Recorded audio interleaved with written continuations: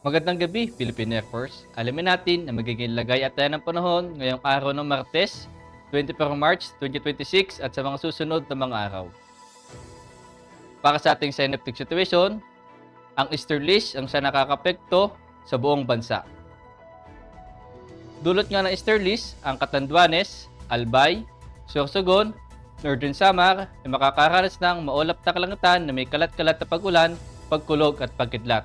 Habang sa Metro Manila at natitirang bahagi ng Luzon, Visayas at Mindanao ay makakaranas ng bahagyang maulap hanggang sa maulap na kalangitan na may pulo-pulong pag-ulan, pagkulog at pagkidlat.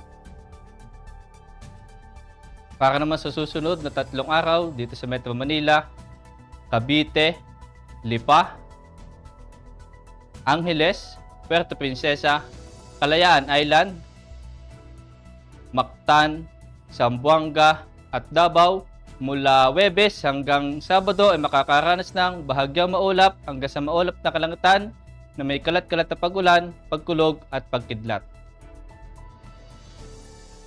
Ang araw ay lulubog mamayang 18:07 at sisikat bukas ng 05:57. At para naman sa moon illumination, meron tayong 35% increasing. At para manatiling updated sa lagay at taya ng panahon, i-follow lamang ang Air Force Weather Center sa aming official social media accounts. Sa ngalan ng aming commanding officer na si Colonel Alvin John Cugador, PAP GAC, ako si A2C Ever C. Amazona, your weather broadcaster ng Air Force Weather Center.